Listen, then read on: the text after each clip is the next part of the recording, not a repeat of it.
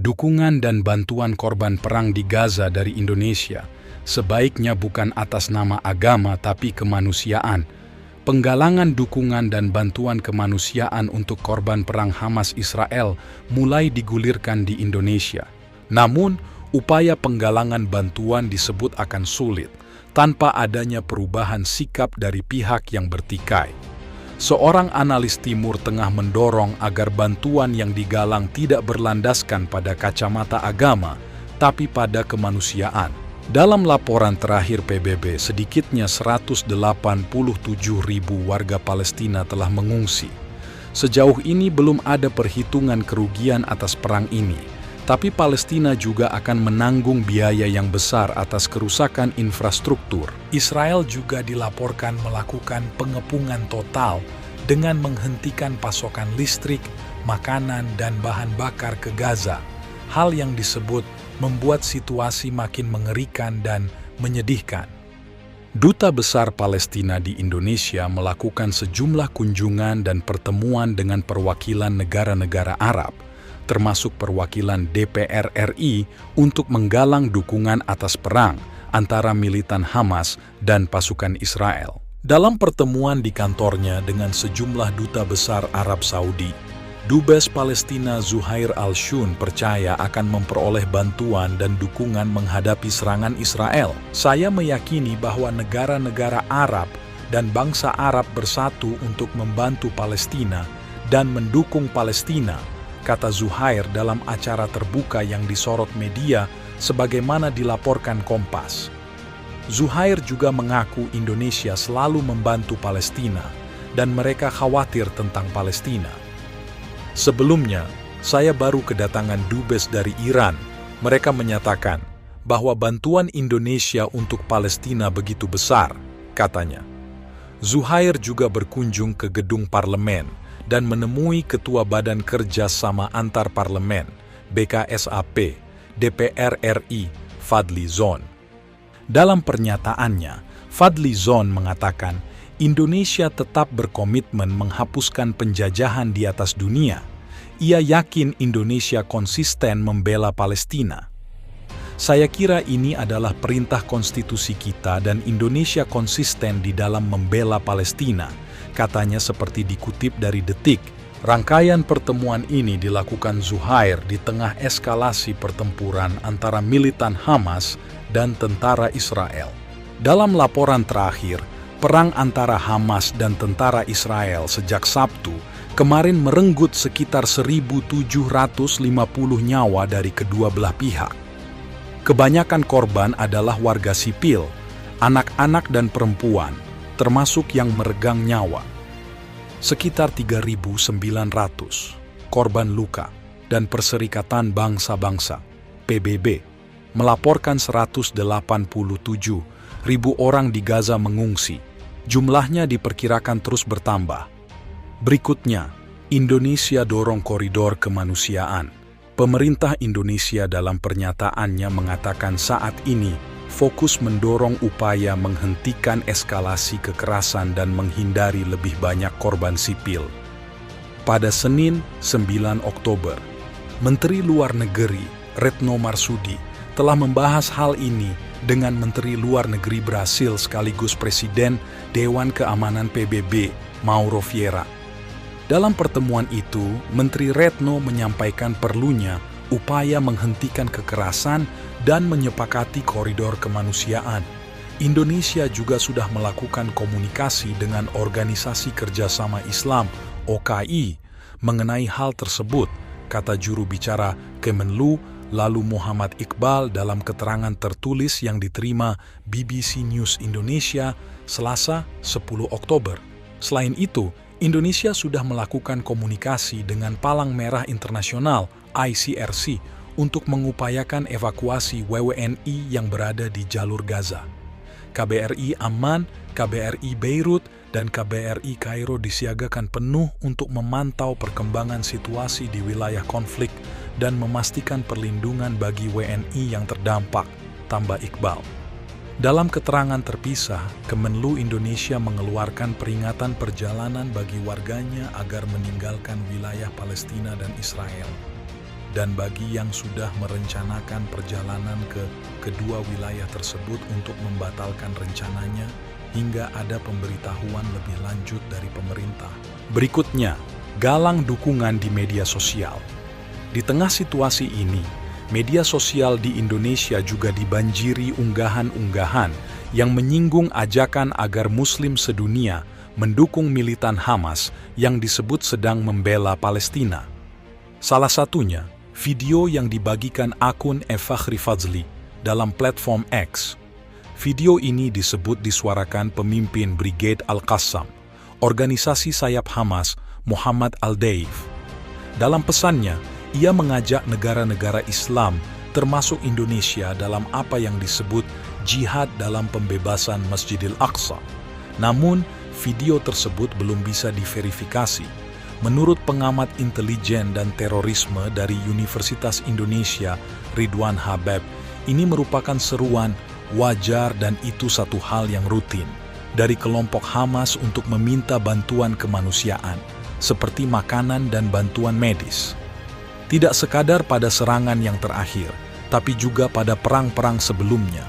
Mereka juga secara terang-terangan meminta bantuan itu ke jejaringnya di seluruh dunia, kata Ridwan.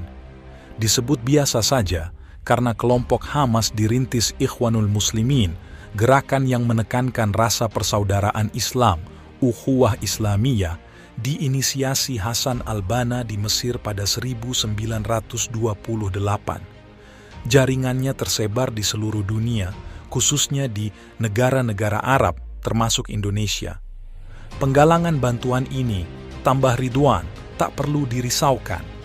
Hamas, kata dia, melakukan operasi militer untuk pembebasan Palestina dan menargetkan Israel. Sehingga tidak ada operasi Hamas menargetkan pengeboman di luar Palestina, katanya. Jadi bukan dalam konteks meminta agar, misalnya di Indonesia melakukan serangan. Bukan seperti itu. Ini berbeda dengan ISIS, kata Ridwan. Lalu berikutnya, bantuan perlu berdiri atas nama kemanusiaan. Muhammad Syauqila, Ketua Program Studi Kajian Terorisme Sekolah Kajian Strategik dan Global UI, SKSG, mengingatkan agar bantuan dan dukungan kepada Palestina berdiri atas nama kemanusiaan, bukan dari kacamata agama. Karena penduduk Palestina itu bukan cuma Muslim, dan penduduk Israel bukan hanya Yahudi. Sebaiknya, ia membantu karena alasan kemanusiaan, tanpa sekat-sekat identitas atas dasar apapun, katanya. Dalam satu pernyataan, Nahdlatul Ulama, salah satu organisasi Islam terbesar di Indonesia, juga menyerukan agar identitas dan seruan-seruan keagamaan tidak digunakan untuk memupuk dan menyuburkan permusuhan dan kebencian, termasuk dalam kaitan dengan konflik dan kekerasan Israel-Palestina. Menyerukan agar inspirasi agama tentang rahmah, persaudaraan dan keadilan universal harus dikedepankan demi mengupayakan resolusi konflik di semua tingkatan, baik di tingkat struktur politik maupun di tingkat komunitas, kata Ketua Umum Pengurus Besar NU, Yahya Cholil Stakuf atau Gus Yahya. Dan berikutnya, bantuan Lembaga Kemanusiaan Indonesia. Kesediaan bantuan medis untuk Palestina sejauh ini dilakukan Lembaga Kemanusiaan MERC Indonesia. Sejumlah relawannya masih berada di salah satu rumah sakit Indonesia yang berdiri di Palestina, khususnya jalur Gaza bagian utara. Sampai dengan Senin siang, RS Indonesia yang berkapasitas 230 tempat tidur tidak dapat menampung korban jiwa akibat serangan Israel. Kamar mayat penuh dan jasad-jasad yang terus berdatangan harus diletakkan di bagian luar bangunan rumah sakit, kata Ketua Presidium MERC, Dr. Sarbini Abdul Murad dalam keterangan kepada pers. Lembaga ini juga menyiapkan pengiriman tim dan bantuan kemanusiaan ke jalur Gaza kepada korban perang yang disebut sebagai emergency response. Tim sedikitnya akan berjumlah 5 orang yang akan terdiri dari dokter spesialis ortopedi dan traumatologi, dokter spesialis anestesi, relawan medis, dan insinyur. Tim akan dipimpin oleh Ir, Faryed Talib, relawan yang sudah berpengalaman di jalur Gaza sejak 2009, tambah Dr. Sarbini. Namun, untuk akses ke Palestina tidak mudah, karena akses wilayah ini sebagian besar dikendalikan Israel. Oleh karena itu, lembaga ini menyerukan agar pemerintah Indonesia memfasilitasi keberangkatan tim dan bantuan ke jalur Gaza sebagai diplomasi kemanusiaan. Kemudian, siapa saja kunci dari jalur bantuan ke Palestina?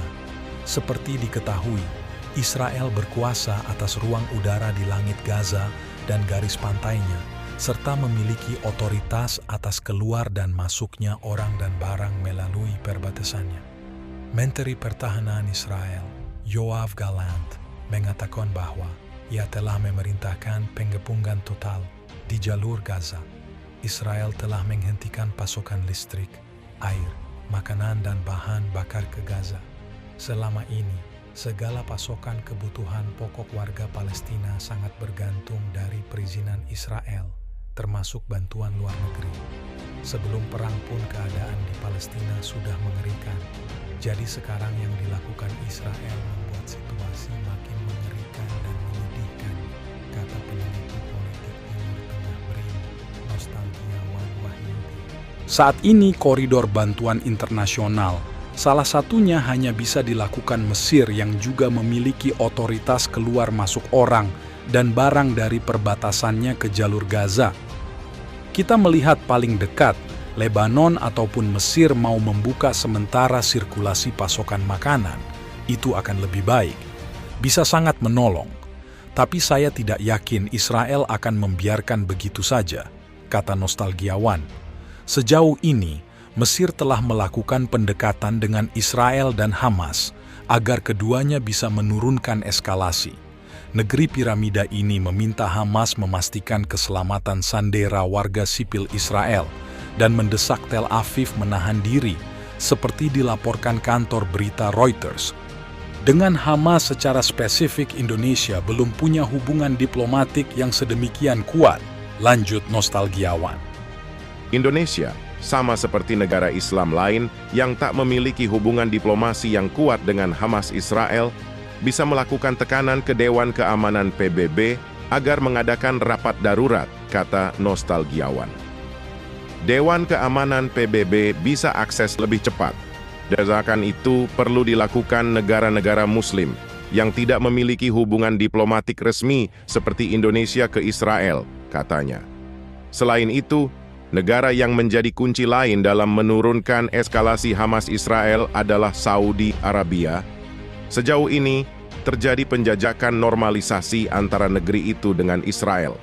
Dengan hubungan ini, justru memudahkan pembicaraan kedua negara. Jadi hal-hal diplomatis, Saudi mendorong Israel melakukan gencatan senjata dan membicarakan pertukaran tahanan, mengembalikan normalisasi stok listrik dan air terhadap Palestina bisa dilakukan, kata Nostalgiawan. Sebelumnya, putra mahkota Arab Saudi, Mohammed bin Salman, telah berdiskusi melalui sambungan telepon dengan Presiden Palestina, Mahmud Abbas. Dalam pembicaraannya, Pangeran Saudi itu mengaku telah mengerahkan semua upaya untuk menghentikan eskalasi yang sedang berlangsung, sebagaimana dilaporkan kantor berita Arab Saudi, SPA. Dan paling terakhir, kekhawatiran kemunculan lone wolf di Indonesia. Di luar upaya bantuan kemanusiaan dan diplomasi meredakan eskalasi Hamas Israel, muncul kekhawatiran peristiwa ini bisa memikul lone wolf terrorism, istilah teroris yang bergerak secara individu, di Indonesia. Pengamat intelijen dan terorisme dari Universitas Indonesia, Ridwan Habib, menilai perang dilakukan kelompok militan Hamas dapat menginspirasi individu radikal yang ingin melakukan jihad. Keberadaan individu ini bahkan sulit terpantau intelijen karena tak memiliki pemimpin dan jaringan. Ini yang berbahaya, karena kita tidak bisa tahu di mana dia, siapa dia dan mau apa, katanya.